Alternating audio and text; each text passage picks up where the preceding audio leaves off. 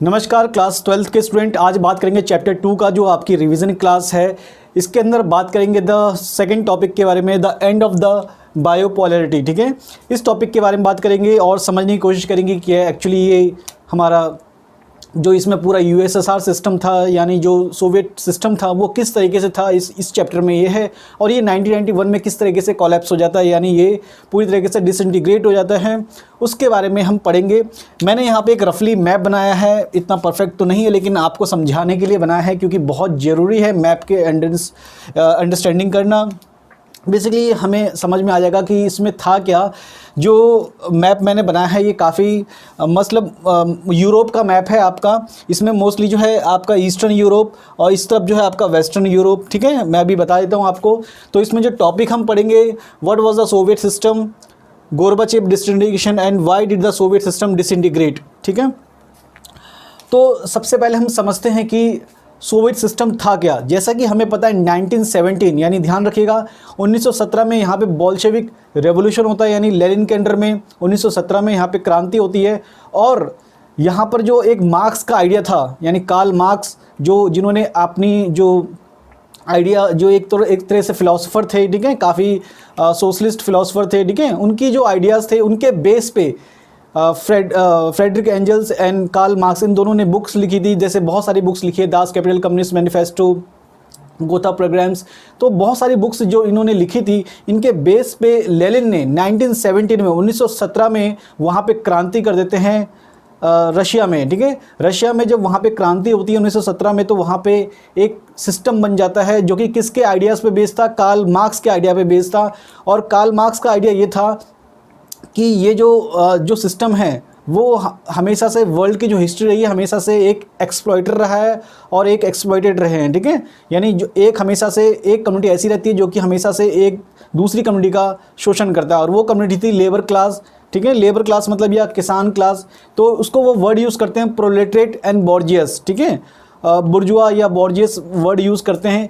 बॉर्जियस class मतलब एक तरह से आज आप समझ सकते हैं, यानी एलिट क्लास, यानी जो रिच क्लास है, ठीक है, उसको हम एक तरह से एलिट क्लास कहेंगे। और दूसरा जो आम लोग हैं, जो जनरल जो लोग हैं, जो किसान हैं, मज़दूर हैं, जिनकी इनकम बहुत कम होती है, उनको हम प्रोलेटरेट कहेंगे, यानी एक कॉमन पीपल कह सकते हैं आम शब्दों में। तो कार्ल मार्क्स का कहना था कि जैसे ही आज देखोगे वर्ल्ड में जो 10 सबसे बड़े, अगर बिलियनर की बात करेंगे, चाहे जो भी हो, हमारे फेसबुक के, अमेज़न के जो भी सीईओ हैं, जेफ बेजोस है, ठीक है, वॉरेन बफेट है, बिल गेट्स है, एलन मस्क है, मार्क जुकरबर्ग है, इस तरीके से ये जो बिलियनर हैं, मुकेश अंबानी हैं, तो ये जो बिलियनर हैं, इनके पास कम से कम कई कंट्रीज़ का इनके पास लगभग पैसा होगा। अगर जितनी इन 10 को मिला दिया जाए तो कई कंट्रीज़ की जीडीपी के बराबर इनके पास पैसा है, यानी कई कंट्रीज़ को ये चला सकते हैं अकेले, इतना इनके पास पैसा है। तो ये इतना पैसा कैसे आया? कार्ल मार्क्स कहते हैं कि इतना जो पैसा है ये कहीं ना कहीं एक्सप्लॉयटेशन से आता है, कहीं ना कहीं ये जो है सरकार जो एक्सप्लॉयटेशन से आता है। ठीक है, और इसी से क्या होता है कि हमेशा से, चाहे हिस्ट्री ले लीजिए, चाहे अभी ले लीजिए, हमेशा से कुछ वर्ग के पास सारी की सारी संपत्ति होती है, सारी की सारी संपत्ति होती है, सारा रिसोर्सेज होता है, सारा कंट्रोल होता है, पुलिस आर्मी सब इनके कंट्रोल में होती है, इन्हीं के अकॉर्डिंग काम करते हैं, और बाकी जो लोग होते हैं वो हमेशा से एक्सप्लॉइटेड होते हैं। तो इस तरीके से सिस्टम को ख़त्म करने के लिए हमें एक ऐसा सिस्टम बनाना होगा जिसमें सबको कम से कम बराबरी का मौका मिले, बराबरी से सबके पास खाना पीना हो, उनके रिसोर्सेज हो। जैसे हम कहते हैं कि रोटी कपड़ा मकान सबके पास बराबर हो, एजुकेशन सबके पास बराबर हो। तो ऐसा सिस्टम का सपना किसने दिखाया था? कार्ल मार्क्स ने। और उसको प्रैक्टिकल किसने करा? लेनिन ने रशिया में हैं 1917 में जब क्रांति कर दी, तो वहाँ पे उन्होंने कार्ल मार्क्स का जो सिस्टम था, जो कि इगैलिटेरियन सोसाइटी, ध्यान रखिएगा वर्ड आता है, इगैलिटेरियन सोसाइटी बनाया जाएगा, जहाँ पर कोई बहुत ज़्यादा रिच और कोई बहुत ज़्यादा गरीब नहीं रहेगा। तो ये सिस्टम क्या था आपका? ये सिस्टम कहलाता है आपका सोवियत सिस्टम। या इसके अंदर में और भी चीज़ें, इसके अंदर प्राइवेट प्रॉपर्टी नहीं होगी, ध्यान रखिएगा, इसके अंदर प्राइवेट प्रॉपर्टी को ख़त्म कर दिया जाएगा। सारा का सारा कंट्रोल जो है स्टेट गवर्नमेंट अपने कंट्रोल में लेगा। कोई भी प्राइवेट, यानी वहाँ पे कोई भी स्कूल प्राइवेट नहीं होंगे, कोई भी जो ट्रांसपोर्टेशन सिस्टम है वो प्राइवेट नहीं होगा, इंडस्ट्री जो भी है वो भी प्राइवेट नहीं होगी। सब का सब किसके अंडर में होगी? स्टेट के अंडर में, यानी सरकार के अंडर में। और वो सरकार कौन सी होगी? कम्युनिस्ट सरकार, इनका ये भी था। और यहाँ पे कोई दूसरी पॉलिटिकल पार्टी भी नहीं होगी, यहाँ भी कोई डेमोक्रेसी नहीं, कोई आइडिया नहीं, सिर्फ एक ही आइडिया चलेगा, वो था कम्युनिस्ट आइडियोलॉजीज़।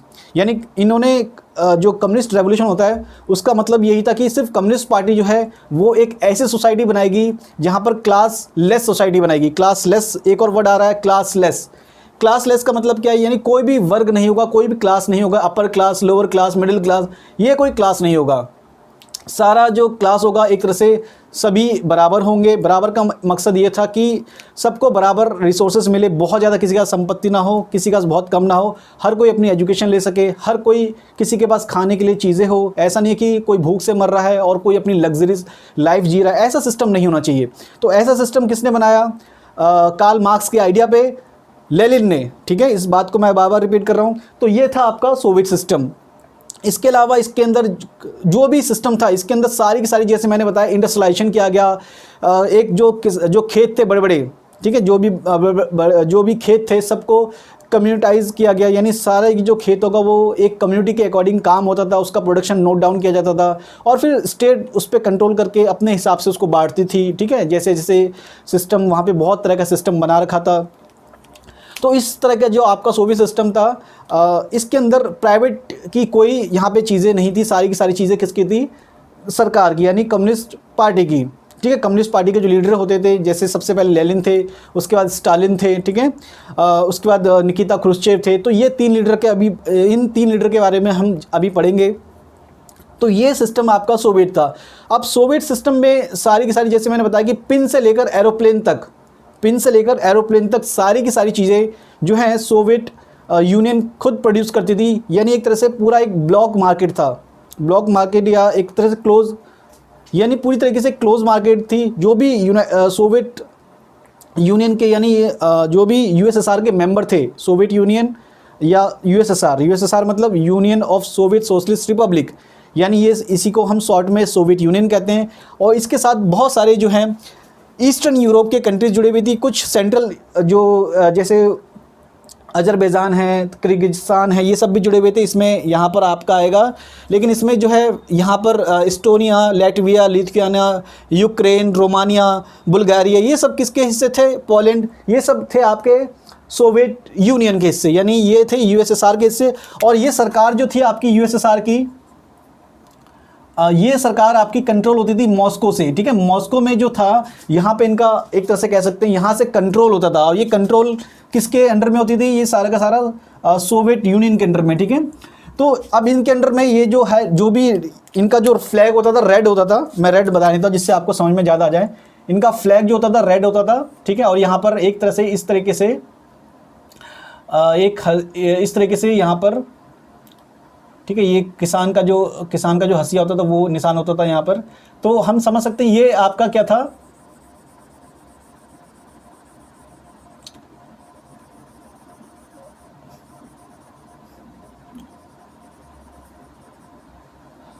ये सारा मान लीजिए सोवियत यूनियन है, ठीक है।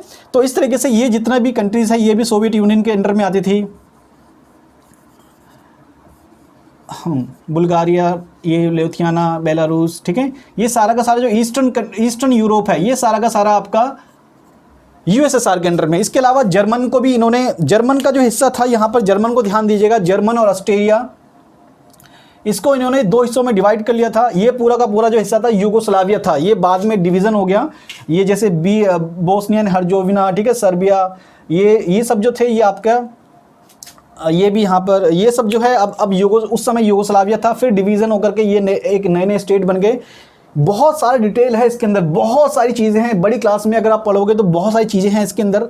लेकिन अभी हम जस्ट पढ़ रहे हैं आपको समझाने के लिए कि जर्मन को जो है, क्योंकि जर्मन जो है, ध्यान रखिएगा, हमने पढ़ा था सेकेंड वर्ल्ड वॉर में जो है जर्मन जो है एक्सिस पावर थे, ठीक है। उसके साथ में ऑस्ट्रेलिया भी था, ठीक है, और जो है जापान भी था, ठीक है। तो इसको यानी डिवाइड कर लिया गया था। यहाँ पे बर्लिन है, ठीक है, बर्लिन यहाँ पे, तो इसको डिवाइड कर लिया गया था। यानी ये हिस्सा जो था वेस्टर्न जर्मनी में आता था, यानी ये एक तरह से अमेरिका के यानी कैपिटलिस्टों के अंडर में था। ये जो था आपका ईस्ट जर्मन, ठीक है, ये था आपका किसके अंडर में? ये आपका कंट्रोल में था यूएसएसआर के, ठीक है। इसी तरीके से ऑस्ट्रेलिया को भी डिवाइड कर दिया था, क्योंकि ऑस्ट्रेलिया जो था वो जर्मन के साथ लड़ाई कर रहा था, तो जो भी ये लोग हारे थे तो इसको इन्होंने डिवाइड कर लिया था, क्योंकि यूएसएसआर जो था वो अलाइड पावर के साथ में था। तो अलाइड पावर जब जीतते हैं तो हारे हुए देशों को डिवाइड कर लेते हैं, तो उन्होंने आपस में बांट लिया, जर्मन को बांट लिया, ऑस्ट्रेलिया को बांट लिया, हंगरी वगैरह में तो यहाँ पर जो है वो इन्हीं का कंट्रोल था, यूएसएसआर का, ठीक है। तो इस तरीके से ये सब जो नेशन थे ये यूएसएसआर के अंडर में थे, प्लस जो सेकेंड वर्ल्ड वॉर में जो हारे थे एक्सेस पावर, उनको डिवीजन कर लिया था कितने हिस्सों में, 4 हिस्सों में। 4 हिस्सों में मतलब क्या है, कुछ 4 हिस्से जो जीते थे फ्रांस, ब्रिटेन, ठीक है, और अमेरिका और यूएसएसआर, ठीक है। इन चारों ने आपस में बांट लिया था जो हारे हुए जो नेशन थे ऑस्ट्रेलिया और जर्मन को, ठीक है, 4 हिस्सों में। इधर का हिस्सा जो था वो किसके हिस्से में पड़ा, वो यूएसएसआर के हिस्से में। इधर जो था वो इधर फ्रांस, ब्रिटेन और अमेरिका, ठीक है। यहाँ पे यूएस के कंट्रोल में था ये हिस्सा, ये यूएस के हिस्से में था, ये आपका फ्रांस के हिस्से में था, ठीक है। ये हिस्सा आपका इसके ब्रिटेन के हिस्से में था, ठीक है, यूके, यूनाइटेड किंगडम, ठीक है। तो इस तरीके से, और इधर का था यूएसएसआर के हिस्से में आ गया, ठीक है। तो इस तरीके से जर्मन को डिवाइड कर लिया था, समझ में आया। तो हम पढ़ेंगे यहाँ पर, और जर्मन के जो लोग हैं, सॉरी बर्लिन के जो लोग हैं वो तो यूनाइट होना चाहते थे क्योंकि सब जर्मन है, तो बर्लिन की यहाँ से लेकर यहाँ तक पूरी दीवार बना दी गई। दीवार बनाने का मकसद ये था कि यहाँ के लोग यहाँ ना आ पाए, ठीक है। कोल्ड वॉर में बर्लिन वॉल का जो है 1961 में बनती है, ये जो वॉल थी 1961 में बनती है, और ये इस वॉल का जो सिंबल था वो कोल्ड जो वॉर थी उसका बहुत बड़ा सिंबल था। वापस चलते हैं हम सोवियत सिस्टम पर। तो इस तरीके से जो डिवीज़न था वो यूरोप का कर दिया गया था, किसके द्वारा, यूएसएसआर के द्वारा, समझ में आया आपको। और पिछले चैप्टर में हमने देखा 1955 में, 54 या 55 में वार्सा पैक्ट बनता है। यहाँ पर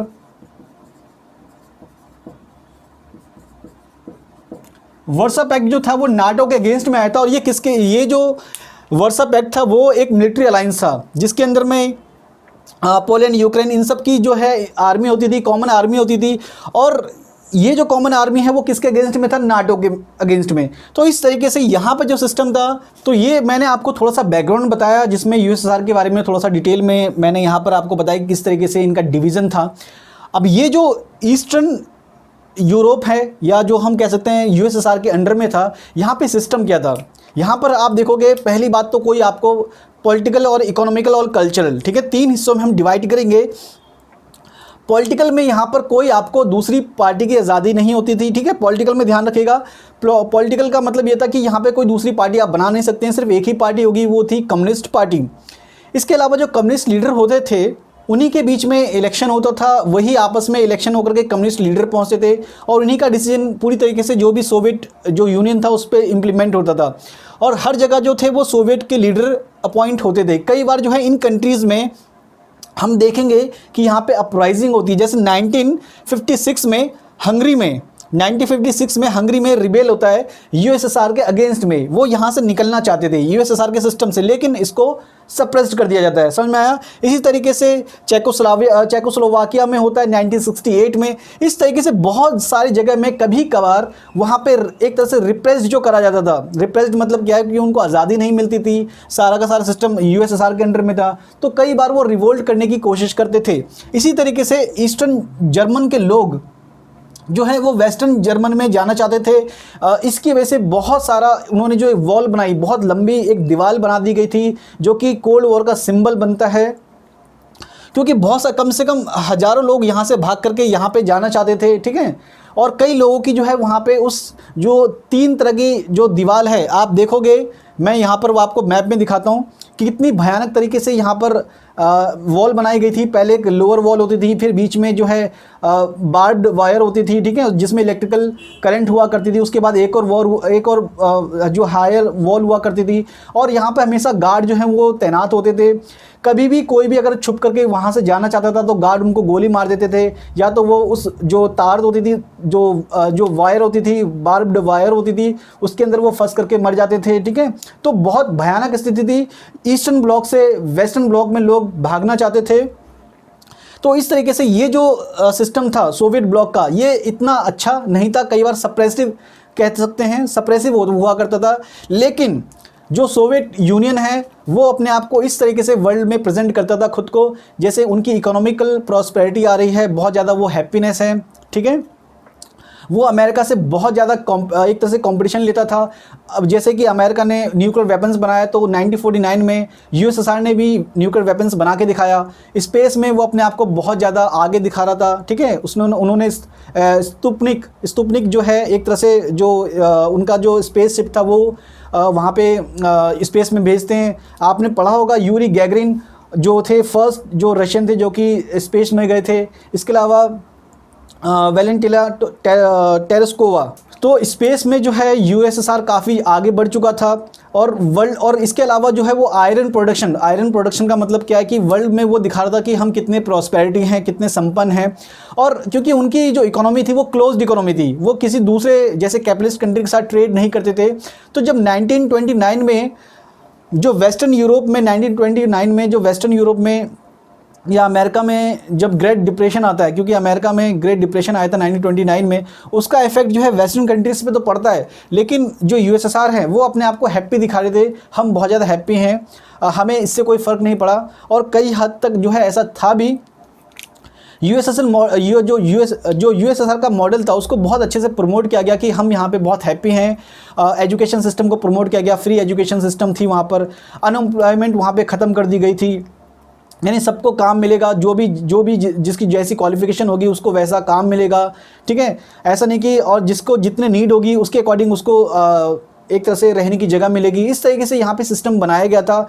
एक तरह से देखने में तो हमें बहुत अच्छा लगता है। यहाँ पे राइट टू एजुकेशन दिया गया था उसी समय, सबको मतलब शिक्षा दी जाएगी, फ्री एंड कंपलसरी शिक्षा दी गई थी यहाँ पर, सबको काम का अधिकार मिला गया था यहाँ पर, यानी राइट टू एम्प्लॉयमेंट था यहाँ पर। तो ये देखने में हमें बहुत कुछ अच्छा लगता है। शुरुआत में हमने देखा कि यहाँ पे रशिया में जो है काफ़ी बूम भी होता है। बूम का मतलब ये था कि यहाँ पर हर तरीके से संपन्नता दिखाई गई थी, कुछ हद तक सही भी था, लेकिन इसका परिणाम जो है वो धीरे धीरे आने स्टार्ट हो जाता है। 1930s में जब स्टालिन का टाइम आया था तो उन्होंने बहुत सारे जो अपने रिफॉर्म्स करे थे, लैंड रिफॉर्म्स या जो इंडस्ट्रियलाइजेशन की वजह से बहुत सारे जो लोगों की जान चली गई थी, बहुत बड़ा अकाल पड़ता है, फेमाइन यानी बहुत बड़ा अकाल पड़ता है जिसमें मिलियंस ऑफ जो पीपल हैं उनकी डेथ हो गई थी। तो ये जो है इसकी वजह से यहाँ पे बहुत सारे लोग जो हैं वो सप्रेस्ड थे, क्योंकि यूएसएसआर जो है वो अपना कंपटीशन कर रहा था किसके साथ, अमेरिका के साथ। वो अपने आर्म्स पे यानी हथियारों पे पैसा खर्च कर रहा था, मिलिट्री पे बहुत ज़्यादा पैसा खर्च कर रहा था, और अपनी इकोनॉमी को वो बहुत ज़्यादा हाई प्रोफाइल में दिखा रहा था, यानी हमारे जो उनका जो कोटेशन बनता था वर्ल्ड को वो बहुत अच्छा दिखा रहा था, लेकिन इंटरनली उसकी इकोनॉमी धीरे धीरे बर्बाद हो रही थी। तो ये इकोनॉमिकल कॉज में लिखोगे कि जो यूएसएसआर की इकोनॉमी है वो किस में डाउन हो रही थी, किसकी वजह से डाउन हो रही थी, वो आर्म्स रेस की वजह से, या जो मिलिट्री का जो एक्सपेंस था वो बहुत ज़्यादा हायर था। इसके अलावा पॉलिटिकल रीज़न में आप लिखोगे कि पॉलिटिकल रीज़न यहाँ पर यह था कि कोई भी आपको दूसरी पार्टी की आज़ादी नहीं थी, किसी के पास कोई फ्रीडम नहीं थी, व्यक्तिगत कोई आज़ादी नहीं थी, और कोई भी आप एक्सप्रेस नहीं कर सकते थे कि हमें डेमोक्रेसी चाहिए। अगर ऐसा होता तो जो यूएसएसआर के जो स्पाई होता था, स्पाई मतलब जो जासूस होते थे, उस पर बहुत स्ट्रिक्ट तरीके से एक्शन लेते थे। कई बार उनको डेथ पनिशमेंट भी मिलती थी और लाइफ टाइम की सेंटेंस लाइफ टाइम की जो है इम्प्रिजनमेंट मिलती थी। स्टालिन ने भी हिटलर की तरह कंसंट्रेशन कैंप बना रखे थे। जैसे हमने देखा कि हिटलर ने ज्यूज़ के लिए एक कंसंट्रेशन कैंप बना रखा था, वैसे ही स्टालिन ने भी अपने दुश्मनों के लिए, जो भी उसके एनिमी होते थे, जो भी उसके अगेंस्ट में बात करेंगे, जो भी पॉलिटिकल फ्रीडम चाहेंगे, उसके लिए उन्होंने कंसंट्रेशन कैंप बना रखे थे जिसमें लाखों लोगों की डेथ होती है। तो ये समझ लीजिए यहाँ पे कोई फ्रीडम नहीं थी और इतना ज़्यादा स्ट्रिक्ट कंट्रोल था जिसकी वजह से यहाँ के लोग धीरे धीरे अंदर ही अंदर सप्रेस्ड हो रहे थे। वो बस मौके की तलाश में थे कि कब मुझे मौका मिले और मैं इससे आज़ाद हो जाऊँ। इसका एग्जाम्पल मैंने बताया कि 1956 में हंगरी में इस तरह का रेवोल्यूशन होता है, चेकोस्लोवाकिया में 1968 में होता है, और भी बाकी देश में होता है, ठीक है। तो ये जो सिस्टम था ये काफ़ी ज़्यादा कंट्रोल सिस्टम था, अथॉरिटिव सिस्टम था। यहाँ पर भी सारा का सारा कंट्रोल किसका था, यूएसएसआर के लीडर का। तो इस तरीके से हम कह सकते हैं कि यूएसएसआर पूरी तरीके से कोई भी यहाँ पे पॉलिटिकल फ्रीडम नहीं दी गई थी। और तीसरा जो है वो है गोरबाचेव का रिफॉर्म्स। गोरबाचेव जो है वो 1985 में, यानी बहुत लास्ट में आते हैं, जब ये कोलैप्स होने वाला था उससे 5 साल पहले ही आते हैं। उनके रिफॉर्म्स जो थे पेरेस्ट्रोइका एंड ग्लासनोस्ट, यानी ओपननेस एंड स्ट्रक्चरिंग। ठीक है, मतलब क्या था कि हमें अब अपनी इकोनॉमी को बदलना होगा, हमें भी अब कैपिटलाइज करना होगा, अपनी मार्केट को ओपन करना होगा, ट्रेड करना होगा, वेस्टर्न के साथ हमें व्यापार ज़्यादा से ज़्यादा करना होगा। उस समय अमेरिका के राष्ट्रपति जो हैं उस समय वो अमेरिका के राष्ट्रपति के साथ मिलकर के कई सारी ट्रीटीज़ करते हैं, और धीरे धीरे जो गोरबाचेव के जो रिफॉर्म्स थे वो आज़ादी का, गोरबाचेव के जो रिफॉर्म्स हैं वो मदद करता है इन देशों को जो ईस्टर्न ब्लॉक्स की कंट्री हैं उनको आज़ाद होने में।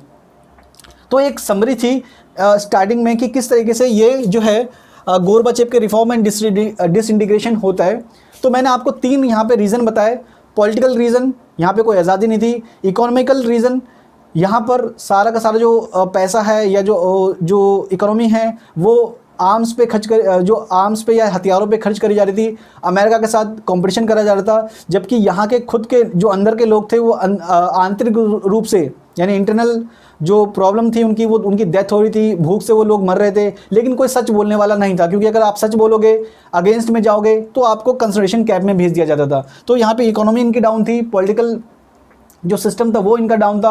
और जब गोरबाचेव आते हैं तो उन्होंने रिफॉर्म्स करे, यानी उन्होंने परमिशन दे दी कि आप जा कर के अपने देश में जो है अपने देश में जो है आप एक तरह से फ्री हो, जो भी आपको यूनियन बनाने हैं, ठीक है, यूनियन मतलब क्या था, मजदूर यूनियन वगैरह बनाने हैं, पॉलिटिकल पार्टीज़ बनानी है, उसकी आपको छूट होगी। ठीक है, और गोरबाचेव ने उस समय कोई डिसीजन एक्शन नहीं लिया। जब भी जैसे आप देखोगे कि चेकोस्लाविया में, लैटविया में, इस्टोनिया में, ठीक है, यहाँ पर सबसे पहले जो है वो एक अलग पार्टी बनती है इसके अगेंस्ट में, यूएसएसआर के अगेंस्ट में 1990s में, और धीरे धीरे ये सब अलग हो जाते हैं। ठीक है, तो उस सिस्टम को अभी हम डिटेल में पढ़ेंगे। फिलहाल यहाँ पर यही था कि किस तरीके से गोरबाचेव और उसका जो है डिसइंटीग्रेशन होता है यूएसएसआर में। ठीक है, नमस्कार क्लास 12th स्टूडेंट, और आपका स्वागत है। इस वीडियो में हम बात कर रहे हैं एंड ऑफ कोल्ड वॉर के बारे में, यानी सोवियत यूनियन का पतन क्यों हुआ था, या वो सोवियत यूनियन जो है वो कोलैप्स क्यों हो गया था, टूट क्यों गया था, इसके बारे में हम पढ़ाई करेंगे इस वीडियो में।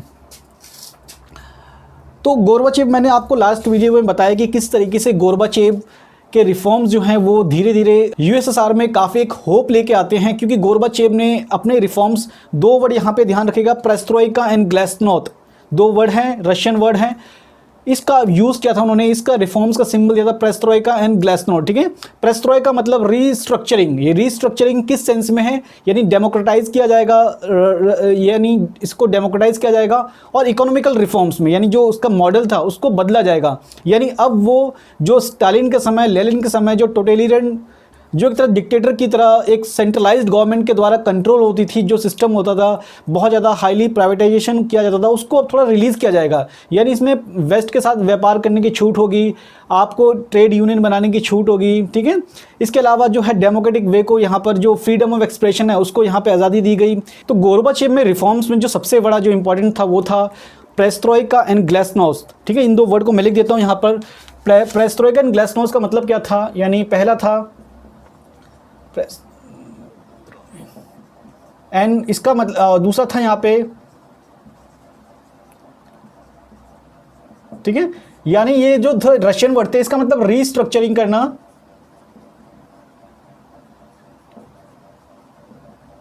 और इसका मतलब था ओपननेस। तो ये जो 2 वर्ड थे, यानी इनका मतलब रीस्ट्रक्चरिंग और ओपननेस का मतलब क्या था।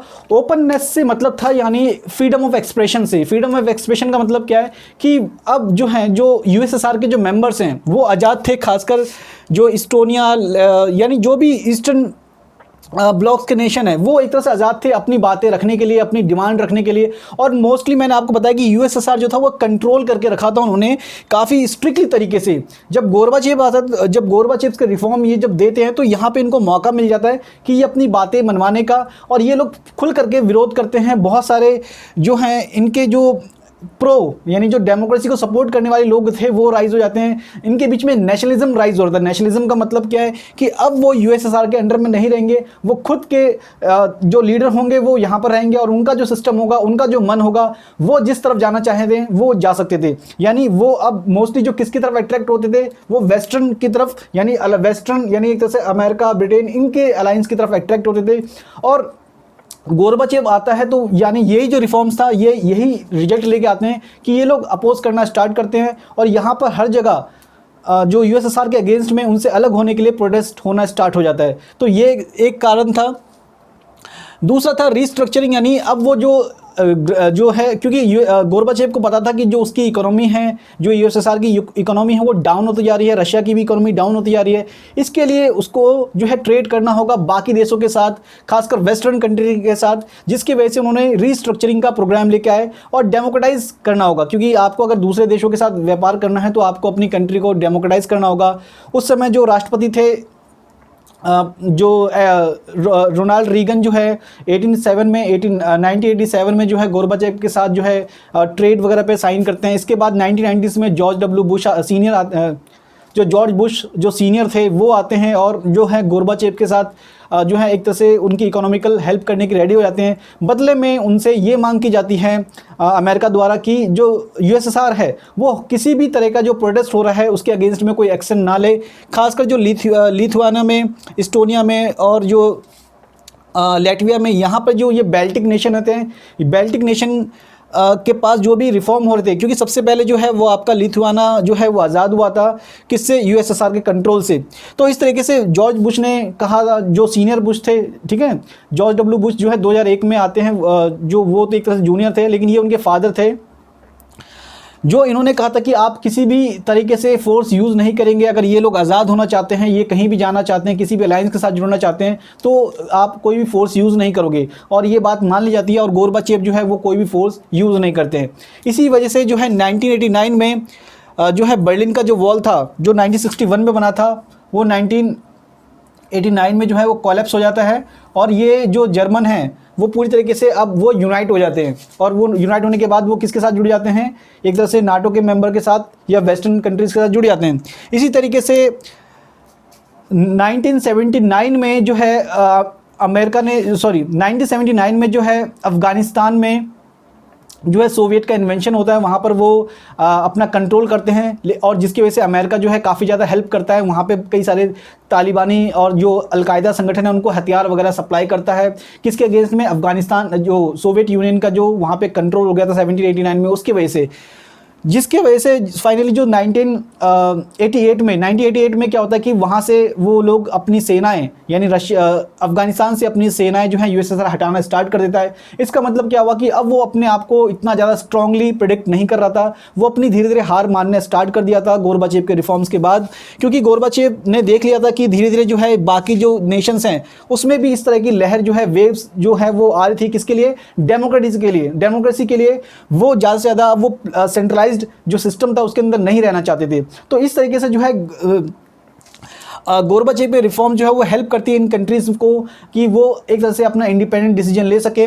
और इसकी वजह से क्या हुआ कि पार्टी में जो कम्युनिस्ट पार्टी थी, यानी सोवियत यूएसएसआर की जो कम्युनिस्ट पार्टी थी, उसके कई अंदर जो है हार्ड लाइनर्स, वर्ड यूज़ होता है उनके लिए, हार्ड लाइनर्स, मतलब क्या था कि वो काफ़ी कंजर्वेटिव थे, काफ़ी ज़्यादा स्ट्रॉन्ग बिलीव रखते थे कि कम्युनिस्ट के जो नियम हैं उसको कोई तोड़े ना। और लेकिन गोरबाचेव तो बिल्कुल ही कम्युनिस्ट को जो उनका सिस्टम था उसको वो कोलैप्स करने पे तुले हुए थे। और बहुत सारे लोग जो हैं उनसे हैप्पी नहीं थे, यानी एक तो पार्टी के अंदर जो बिल्कुल उनके दुश्मन बन चुके थे, इसके अलावा जो लोग हैं उनके अंदर भी इतना ज़्यादा एक तरह से होप नहीं रह गया था, क्योंकि जो रिफॉर्म्स थे उससे इकोनॉमिकल प्रॉब्लम सॉल्व नहीं हो रही थी, फूड वगैरह शॉर्टेज हो रहा था। इसी समय जो है एक तरह से बोरिस येल्त्सिन वहाँ के जो लीडर हैं वो चुन लिए जाते हैं, क्योंकि इस समय 1-2 दिन के लिए जो है गोरबाचेव को 2 दिन के लिए हाउस अरेस्ट कर लिया जाता है और उसी समय मिलिट्री का रूल 2 दिन के लिए इस्टेब्लिश हो जाता है। लेकिन इस समय जो बोरिस येल्त्सिन जो कि एक नेशनलिस्ट थे, जो रशिया को भी आज़ाद करना चाहते थे कम्युनिस्ट सिस्टम से, वो निकल कर आते हैं, एज ए लीडर बनते हैं वो पार्लियामेंट के। और फाइनली उन्होंने क्या किया, जो है उनका कंट्रोल हो जाता है और वो गोरबाचेव को छुड़ा लेते हैं। और जो है गोरबाचेव की जो कंडीशन है वो इतनी अच्छी नहीं रहती और वो गोरबाचेव के जो कंट्रोल था अब धीरे धीरे ख़त्म हो चुका था। 1991 तक आते आते उनका जो कंट्रोल पूरी तरीके से ख़त्म हो चुका था, जिसके बाद फाइनली क्या होता है कि बोरिस येल्त्सिन वहाँ के अब नए लीडर बनते हैं और वो डिसीजन लेते हैं कि रशिया, बेलारूस और यूक्रेन इन सब से मिलकर के वो एक कॉमनवेल्थ ऑफ इंडिपेंडेंट स्टेट का जो है निर्माण करेंगे, जिसके बाद जो है वो इस तरीके से जो है जो सोवियत जो यूनियन था वो कोलैप्स हो जाता है, यूएसएसआर एक तरह से डिसबैंड कर दिया जाता है। और क्योंकि जो गोर्बाचेव थे वो ऑलरेडी कम्युनिस्ट जो लीडरशिप से उन्होंने अपना क्विट कर दिया था, और जो नए लीडर बनते हैं वो बोरिस येल्सिन बनते हैं। इस तरीके से गोर्बाचेव का जो है वो अपना काम कर चुके थे, रिफॉर्म्स कर चुके थे। वेस्टर्न कंट्रीज़ उनको काफ़ी अपना हीरो मानती थी, वर्ल्ड के लोग जो हैं उनको काफ़ी अपना हीरो मानती थी, क्योंकि उन्होंने जो है जब वहाँ पर विजिट करने जाते हैं तो वो कहते हैं गोरवी से, बस गोरवी उनका नाम था, गोरबी उसे निक नेम यूज़ करते थे उनके लिए। तो गोरबी मतलब क्या था, गोर्बाचेव्स के जो रिफॉर्म्स हैं जिसकी वजह से फाइनली जो है जर्मन यूनाइट हो जाता है। इस तरीके से गोर्बाचेव के रिफॉर्म्स जो है सोवियत यूनियन को एक तरह से पूरी तरीके से आज़ाद होने में मदद करते हैं। इसी वजह से जो है गोर्बाचेव को 1990 में उसका नोबेल पीस प्राइज़ मिलता है। ये भी बात बड़ा इंटरेस्टिंग है, क्योंकि वो वेस्टर्न के काफ़ी ज़्यादा क्लोज जा चुके थे, वेस्टर्न कंट्री उनको पसंद करती थी, वो डेमोक्रेटिक को सपोर्ट करते थे। तो फाइनली उनको जो है इंटरनेशनल रिलेशन में जो है पीस लाने के लिए उनको नोबेल प्राइज़ मिलता है। ये बात भी आप ध्यान रखिएगा। तो ये थी कहानी गोर्बाचेव की, एक शॉर्ट में आपको समझ में आ गया होगा। अब बात करते हैं why did Soviet system disintegrate. ठीक है, ये बहुत इंपॉर्टेंट क्वेश्चन है। ये भी आपका 6 मार्क्स में आता है, आपको डिटेल में लिखना है किस तरीके से। पहला आप लिखोगे इकोनॉमिकल जो सिस्टम था वो लिखोगे, दूसरा जो है आप लिखोगे पॉलिटिकल सिस्टम लिखोगे आप, तीसरा जो है गोर्बाचेव के रिफॉर्म्स वगैरह लिखोगे। तो ये तीनों जो है आप जो लिखोगे तो आपको काफ़ी डिटेल में बुक्स में लिखा गया है किस तरीके से। पहले हम बात करते हैं इकोनॉमिकल सिस्टम की, क्योंकि जो सोवियत यूनियन का जो सिस्टम था वो काफ़ी ज़्यादा प्लान था। तो यहाँ पर बात करते हैं क्यों वो कोलैप्स हो गया था। ठीक है, इसके बारे में हम बात करते हैं why did Soviet system disintegrate. देखिए यूएसएसआर का जो सिस्टम था वो काफ़ी बड़ा था। आपको मैंने बताया कि यूएसएसआर का सिस्टम जो है काफ़ी बड़ा था, और जाहिर सी बात है ये ज़्यादा कंट्रोल करने की जो है पॉलिसीज़ अपनाते थे। कंट्रोल करने का मतलब ये था कि बहुत सालों में यहाँ पर इन्होंने पॉलिटिकल फ्रीडम नहीं दे रखी थी। सबसे पहले बात करते हैं, यहाँ पर आप इनको 3 हिस्सों में डिवाइड करोगे। पहला है आपका इकोनॉमिकल प्रॉब्लम, ठीक है, दूसरा यहाँ पे पॉलिटिकल प्रॉब्लम, और तीसरा है यहाँ पर आपका गोर्बाचेव। ठीक है, तो ये 3 फैक्टर आप लिखोगे कि जिसके वजह से जो है सोवियत यूनियन डिसइंटीग्रेट होता है। सबसे पहले बात करते हैं इकोनॉमिकल फैक्टर की।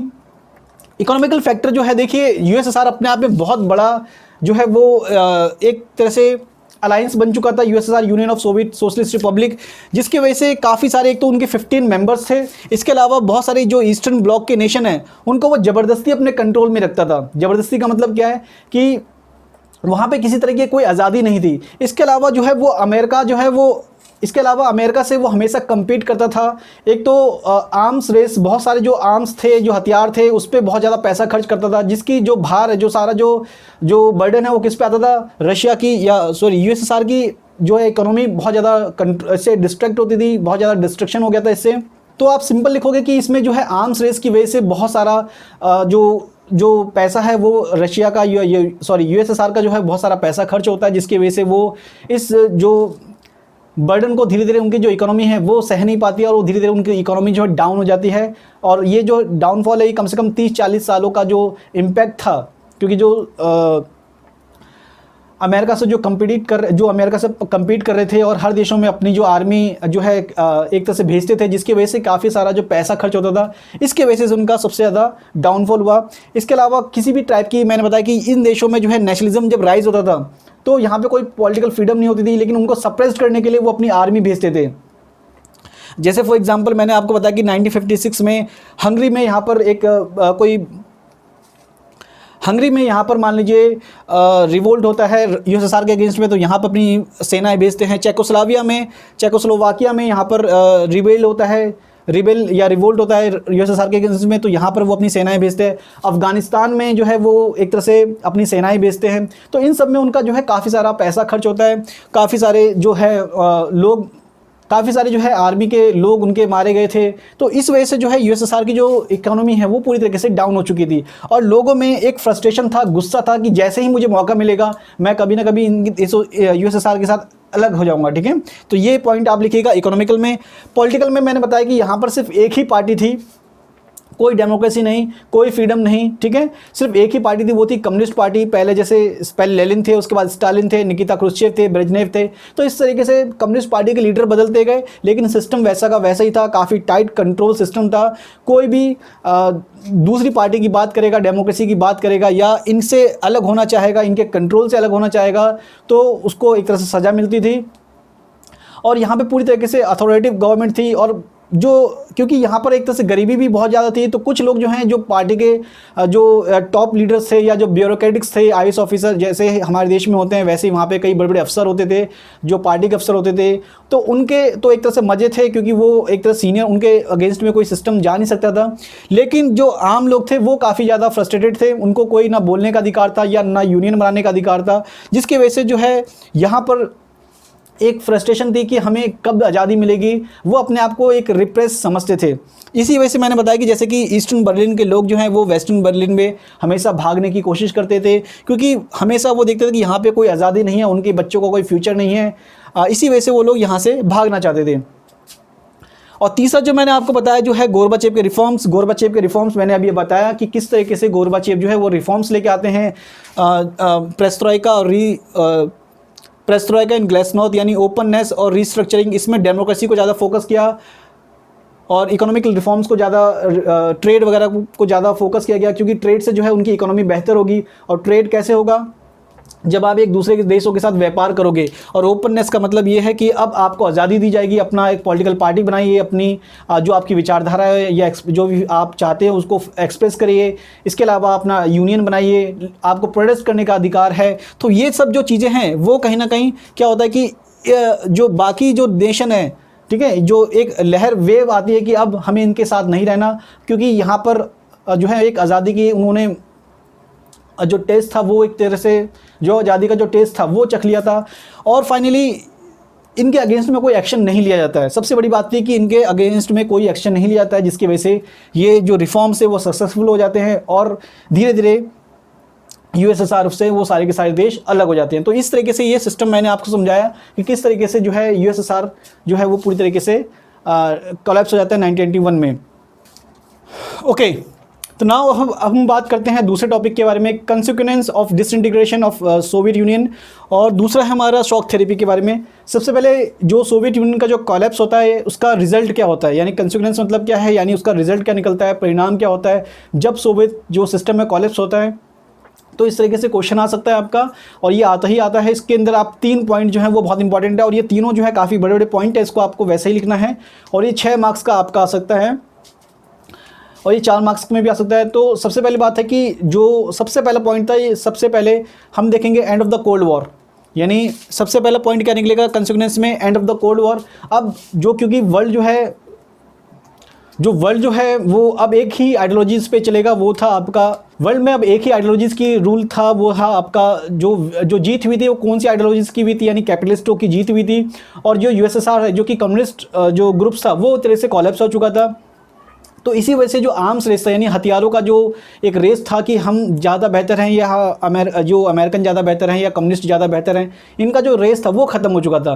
तो अगर ये जो रेस ख़त्म होगी तो क्या होगा, इससे फाइनली इससे एक दूसरे के जो कंपटीशन की जो भावना थी वो ख़त्म हो जाएगी। अब लोग पीसफुल तरीके से रह सकते हैं, खासकर नेशन जो है पीसफुल तरीके से रह सकता था। तो सबसे पहला पॉइंट यही लिखोगे आप कि जो एक आइडियोलॉजीज़ थी, जो कम्युनिस्ट आइडियोलॉजीज थी उसका एक तरह से कोलैप्स होता है, और जो कैपिटलिस्ट आइडियोलॉजीज थी उसकी एक तरह से विक्ट्री होती है। इसकी वजह से आर्म्स रेस वगैरह हैं जो रिड्यूस होते हैं, जिससे वर्ल्ड में अब एक वर्ल्ड जो है अब एक न्यू ऑर्डर की तरफ यानी न्यू पीस की तरफ बढ़ता है। तो पहला पॉइंट आप लिखोगे ये। दूसरा पॉइंट आप लिखोगे वो भी इसी से मिलता जुलता है कि जो अब वर्ल्ड जो है वो यूनिपोलर बन गया था। यूनिपोलर का मतलब क्या है कि वर्ल्ड में अब एक ही पावर रह गई थी, वो थी आपकी जो वो रह गई थी आपकी अमेरिका की पावर। और अमेरिका का जो ग्रुप था नाटो वही अब रूल कर रहा था। उसके जो मेंबर बहुत सारे जो मेंबर्स थे यहाँ से टूट करके अब वो नाटो के साथ जुड़ चुके थे। वर्ल्ड में अब एक सुपर पावर का जो दर्जा है वो अमेरिका को मिल चुका था। इसलिए वर्ल्ड जो है अब एक न्यू ऑर्डर की तरफ बढ़ रहा था, क्योंकि अब वर्ल्ड जो है democracy, economic reforms, free trade वगैरह इन सब चीज़ों पर अब ज़्यादा फोकस करेगा। और जो इंस्टीट्यूशन थे जैसे IMF है, WTO है, तो इन सब चीज़ों का अब ज़्यादा बूम होगा। जैसे भारत में भी इस समय 1991 में हमने इकोनॉमिकल रिफॉर्म्स करे थे और भारत में लिबरलाइज जो सिस्टम है, यानी एक तरह से लिबरलाइज सिस्टम हमने अडॉप्ट करा था। इसी तरीके से वर्ल्ड में जो है मोस्ट जो कंट्रीज़ थी वहाँ पे लिबरलाइज सिस्टम को एक मौका मिलता है आने का, और बहुत सारी कंट्रीज़ में अब डेमोक्रेसी की एक लहर दौड़ती है, और इन डेमोक्रेसी देशों का जो लीडर था वो अमेरिका बनकर उभरा था।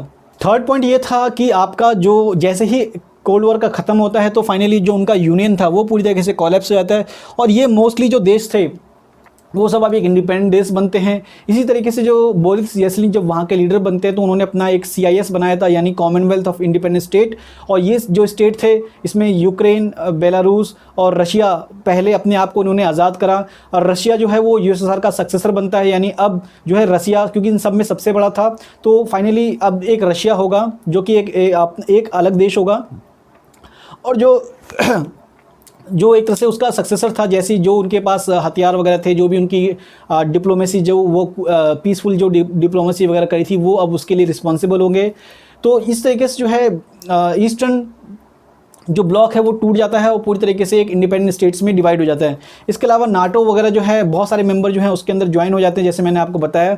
तो इस तरीके से ये तीनों पॉइंट आप लिखोगे कि किस तरीके से जो रिफॉर्म जो कंसिक्वेंस है इसका 3 तरीके से पड़ता है। नए नए देश बनते हैं, वर्ल्ड में एक सुपर पावर बचता है और यूनिपोलर वर्ल्ड बन जाता है, वो है अमेरिका। और जो कोल्ड वॉर का जो राइवलरीज चल रही थी, यानी दुश्मनी जो चल रही थी, जिसकी वजह से कई सारे हथियारों का और इसका हमेशा से रेस बना होता था, दौड़ बनी होती थी, होड़ लगी होती थी कि अमेरिका ज़्यादा हथियार बना ले या सोवियत यूनियन ज़्यादा हथियार बना ले, तो वो जो होड़ थी या रेस थी वो अब ख़त्म हो चुकी थी। तो ये तीनों आप उसके कंसिक्वेंस में लिखोगे।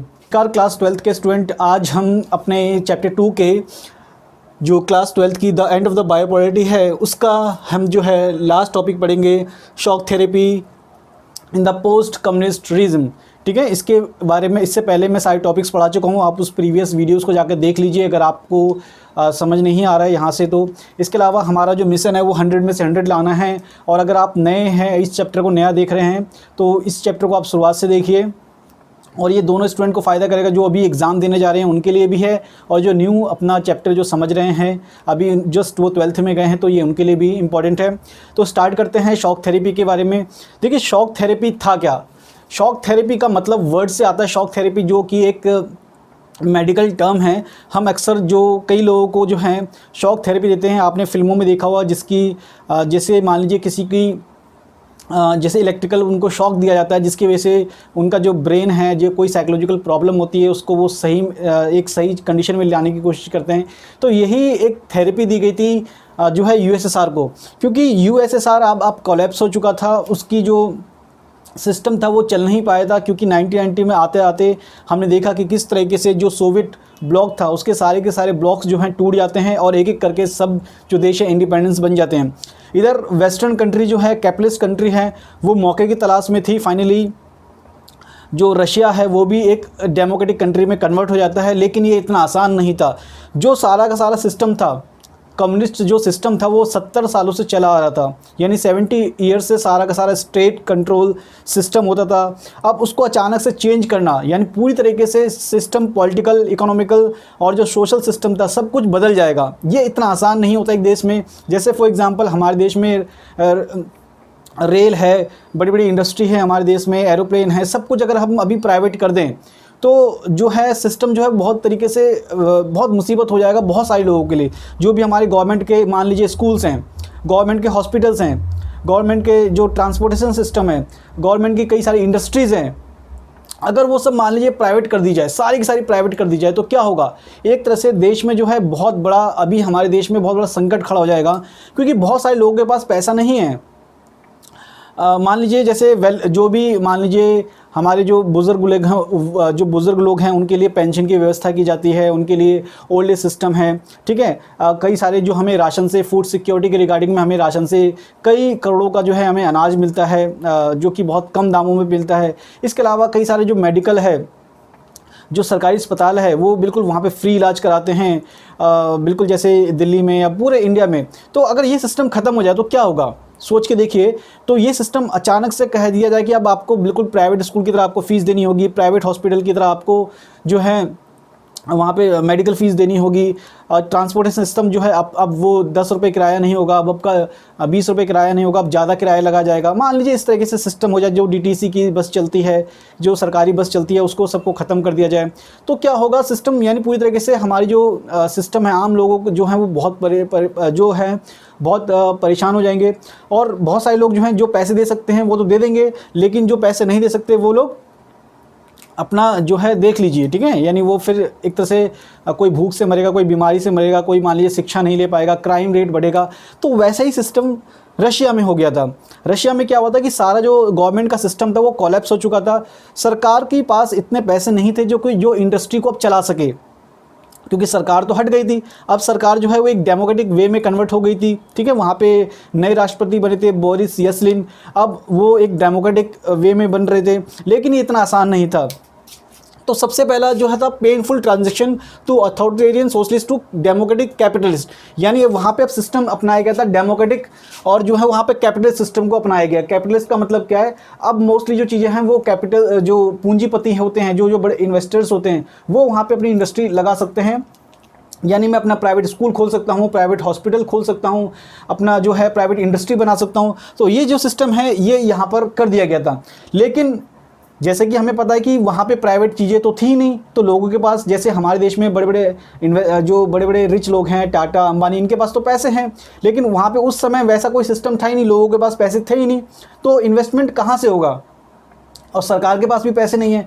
तो इस सिस्टम को क्या कहा गया, तो यहाँ से फिर जो है वर्ल्ड बैंक और IMF, ये जो कैपिटलिस्ट कंट्रीज़ की, जो कैपिटलिस्ट कंट्री का जो एक तरह से कह सकते हैं कि ये बैंक होते हैं जो कि लोन वगैरह देते हैं कि अगर आप अपने देश में डेवलपमेंट करना चाहते हो तो आपको लोन वगैरह मिलेगा कई सालों के, 50 साल या 20 साल 30 साल इसके टेन्योर में आपको पे करना होता है, उसके बाद आपको पे करना होता है। तो ये जो कंट्रीज़ है ये उन्हीं को देती थी जो कि डेमोक्रेटिक हो, क्योंकि यहाँ पे कैपिटलिस्ट कंट्रीज़ का पैसा लगा होता है। तो इसमें अमेरिका, ब्रिटेन वगैरह, फ्रांस, इन सब का जो है इनका पैसा लगा होता है। तो फाइनली ये उन कंट्रीज़ को लोन देती थी जो कि डेमोक्रेटिक प्रोसीजर को फॉलो करते थे। तो रशिया जो था वो अब जो है डेमोक्रेटिक प्रोसीजर को फॉलो कर रहा था।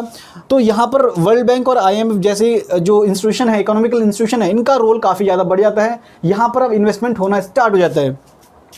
जैसे कि मैंने बताया कि यहाँ पे जो प्राइवेट ओनरशिप है उसको जो है वो इम्प्लीमेंट कर दिया जाता है। और जो कलेक्टिव फार्म सिस्टम था, कलेक्टिव फार्म सिस्टम का मतलब ये था कि पहले ग्रुप्स में जो है एक फार्म जो है, मान लीजिए 100 एकड़ ज़मीन है, 100 एकड़ ज़मीन है, तो उस 100 एकड़ ज़मीन पे गांव के कुछ लोग जो हैं वो अपना खेती बाड़ी करेंगे। इसी तरीके से अगली जो 100 एकड़ ज़मीन है उस पर कुछ और लोग प्रोडक्शन करेंगे, मेहनत एक साथ करेंगे, और जो प्रोडक्शन होगा वो आपस में जिस हिसाब से सिस्टम बनाया गया होगा वो आपस में डिवाइड करेंगे। तो इस तरीके से जो सिस्टम था वो अब ख़त्म कर दिया गया था। अब जो ज़मीनें हैं वो प्राइवेट लोग खरीद सकते हैं। इसके अलावा फ्री ट्रेड का मतलब क्या है कि पहले जो था वो जो सोवियत कंट्रीज़ थे वो किसी वेस्टर्न कंट्रीज़ के साथ ट्रेड नहीं करते थे, रिस्ट्रिक्शन होता था, एक देश दूसरे देश में ट्रेड नहीं कर सकता था। लेकिन अब क्या था कि अब वो एक दूसरे देश के साथ जो है ट्रेड कर सकते थे, यानी एक देश जो है दूसरे देश के साथ ट्रेड कर सकते थे कहीं भी। जैसे ईस्टर्न जर्मनी जो है वेस्टर्न जर्मनी के साथ नहीं ट्रेड कर सकते थे, लेकिन जर्मन जो है वो यूनाइट हो चुका था। तो मतलब क्या था कि अब जो वेस्टर्न ब्लॉक कंट्रीज़ हैं वो वेस्टर्न यूरोप कंट्रीज़ के साथ ट्रेड, यानी जो बिज़नेस वगैरह कर सकते, अपना सामान जो है यहाँ से बेच सकते थे, वहाँ से सामान खरीद के ला सकते थे। जैसे हमने देखा कि 1990 के बाद जो है जैसे मैकडी वगैरह है, मैकडी जो है पहली बार अमेरिका जो है पहली बार मैकडी रशिया में खुलता है। तो वहाँ के जो यूथ थे उनमें बहुत ज़्यादा एक तरह से क्रेज़ था। जैसे आज देखोगे इंडिया में जो है मैकडी वगैरह एक बहुत बड़ा अच्छा ब्रांड है, पेप्सी वगैरह ब्रांड है, ठीक है। तो ये उस समय रशिया में जब पहली बार मैकडी लेके आए 1990s में, तो वहाँ पे जो है बहुत ज़्यादा भीड़ हुआ करती थी, यूथ्स जो है वो वहाँ पे ख़रीदने जाया करते थे।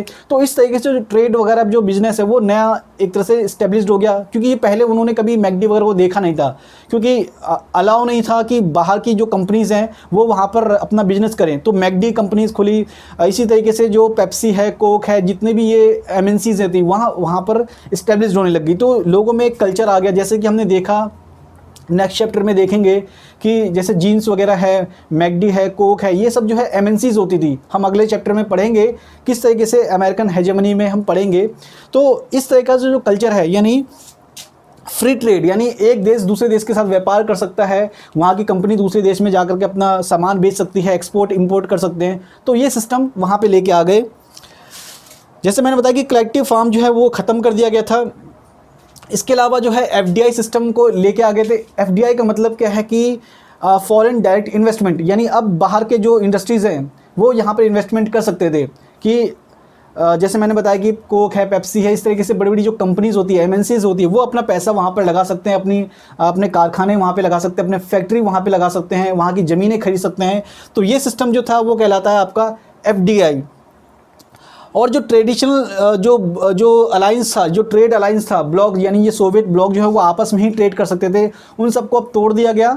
यानी अब जो है जो सोवियत जो भी कंट्री थी, जैसे रोमानिया, बुल्गारिया, इस्टोनिया, लैटविया, ये सब जो कंट्रीज़ थी, तुर्कमेनिस्तान, किर्गिस्तान, ये जो कंट्रीज़ थे ये आपस में ही ट्रेड करते थे। लेकिन अब क्या है, इस जो ट्रेड जो इनका अलायंस था वो तोड़ दिया गया था। अब इनकी मर्जी थी, वो किसी भी देश के साथ, खासकर वेस्टर्न कंट्रीज़ के साथ अपना आसानी से ट्रेड कर सकते थे। तो ये जो पूरा प्रोसीजर था ये कहलाता है आपका ये पूरा कहलाता है आपका शॉक थेरेपी। क्योंकि रशिया जो था अपने, उनके पास कुछ पैसा नहीं था, उनको काफ़ी पेनफुल ट्रांजेक्शन कहा जाता है, इसको पेनफुल ट्रांजेक्शन कहा जाता है। पेनफुल क्या था कि जो इन्होंने इतना सिस्टम बनाया था 60 सालों से, 70 सालों से, और जो कम्युनिस्ट जो एक कंट्रोल था वो अब पूरी तरीके से ख़त्म कर दिया गया था।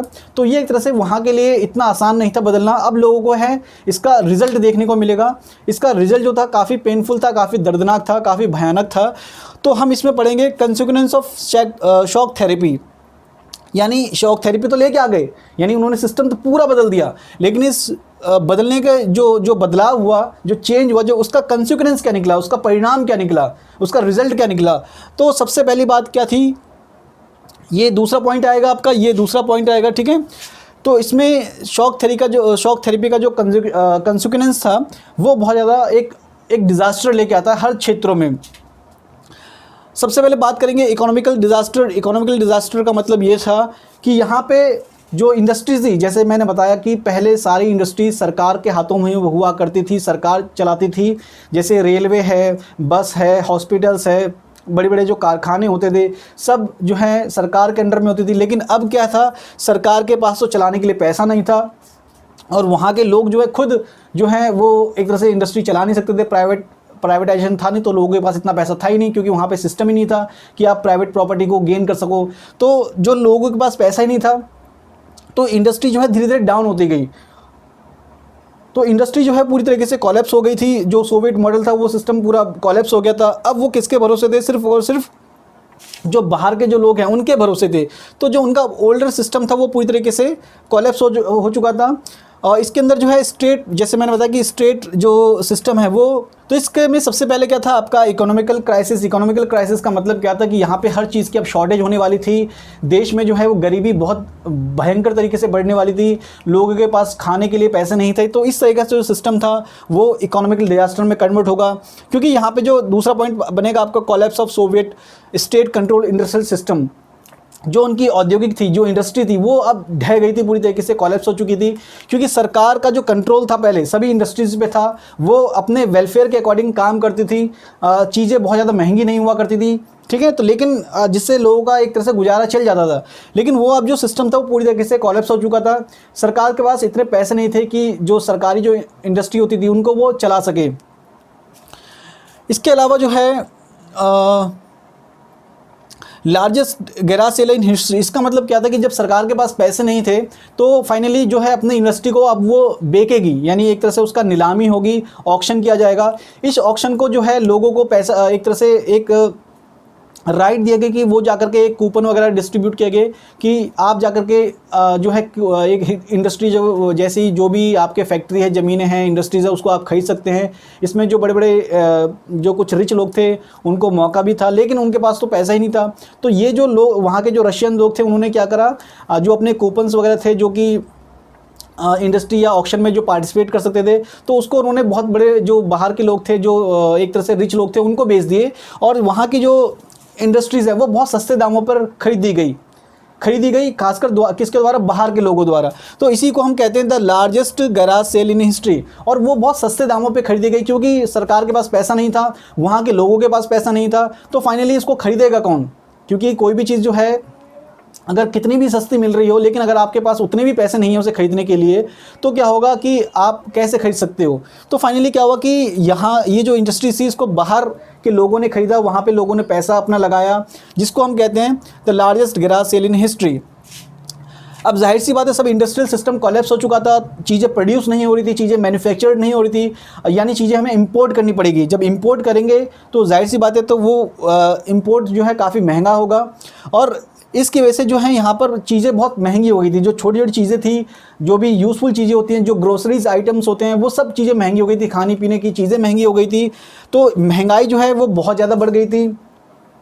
रशियन के लोग जो हैं वो भूख से, अब एक तरह से भूख से मर रहे थे, ठीक है। तो इन्फ्लेशन यानी महंगाई बढ़ गई थी काफ़ी ज़्यादा। दो decline the value of the Russian currency, जो वहाँ की करेंसी है रूबल, क्योंकि हम इंपोर्ट ज़्यादा कर रहे थे। जैसे कि आपको पता है कि हम ज़्यादा से ज़्यादा अगर इंपोर्ट करते हैं तो हमारा जो ट्रेड का बैलेंस है वो बिगड़ जाता है। हमें एक्सपोर्ट और इंपोर्ट दोनों चीज़ करनी चाहिए, जिससे हमारी जो वैल्यू है करेंसी की वो बढ़ती रहेगी या बराबर रहेगी। लेकिन जो है वो अब जो है रशिया जो है पूरी तरीके से बाहर के देशों से फूड जो भी फूड है या जो भी चीज़ें वो मंगा रहा था, जिसकी वजह से क्या हुआ, उनको रशियन के जो करेंसी है रूबल में पे करना पड़ता था, जिससे उनका जो इंटरनेशनल जो ट्रेड है वो एक तरह से इनबैलेंस हो गया, जिसकी वजह से उनकी जो करेंसी है वो बहुत ज़्यादा डाउन में चले गई। इसके अलावा मैंने आपको पता है कि फूड क्राइसिस यहाँ पे हो चुका था, क्योंकि चीज़ें बहुत महंगी हो गई थी। सरकार के पास अब ये पैसा नहीं था कि सबको वो काम दे दे या सबको रोज़गार दे दे या सबको एक तरह से चीज़ें प्रोवाइड करवा दे। तो फूड क्राइसिस यहाँ पर एक तरह से आ गया था यहाँ पर।